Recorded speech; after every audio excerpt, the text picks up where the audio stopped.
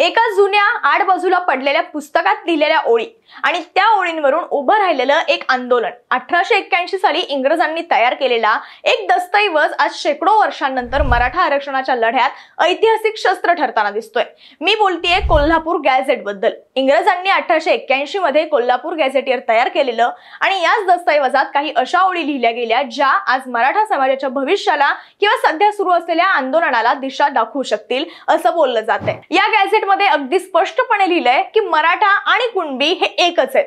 आता याचा अर्थ काय तर त्या काळात समाज रचनेत कुणबी आणि मराठा यांच्यात फारसा फरक नव्हता। दोन्ही शेतकरी वर्गातले, दोघेही मातीशी जोडलेले। फक्त एवढंच नाही तर गॅझेट मध्ये आणखी एक महत्त्वाचा उल्लेख आहे आणि तो म्हणजे मराठा आणि कुणबी यांच्यामध्ये रोटी बेटीचे व्यवहार म्हणजेच विवाह संबंध हे प्रस्थापित होत होते। आता या 1881 सालच्या कोल्हापूर गॅझेट मध्ये कोल्हापूरची लोकसंख्या ही साधारण 8 लाख इतकी आहे। त्यात कुणबींची संख्या पाहायची झाली तर ती सुमारे 3 लाख इतकी आहे आणि मराठ्यांची संख्या होती जवळपास 60,000 इतकी। आता विचार करा 8 लाखांच्या लोकसंख्येत किती मोठा भाग हा शेतकरी समाजाचा म्हणजेच कुणबींचा होता।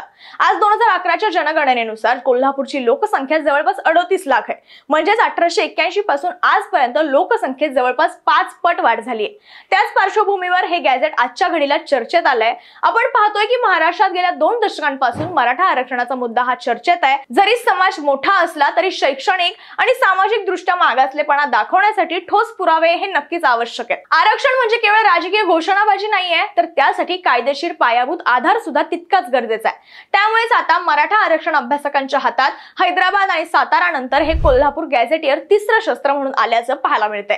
त्यामुळे इतिहासाचा हा तिहेरी आधार मराठा समाजाच्या आंदोलनाला नवं वळण देऊ शकतो का हे येणारा काळच ठरवेल। पण 1881 मध्ये इंग्रजांनी जेव्हा हे गॅझेटियर लिहिलं तेव्हा कदाचित त्यांना कल्पनाही नसेल की त्यांच्या शब्दांवरून 100हून अधिक वर्षांनंतर एखाद्या समाजाचा स्वतःच्याच भविष्यासाठी लढा सुरू होईल।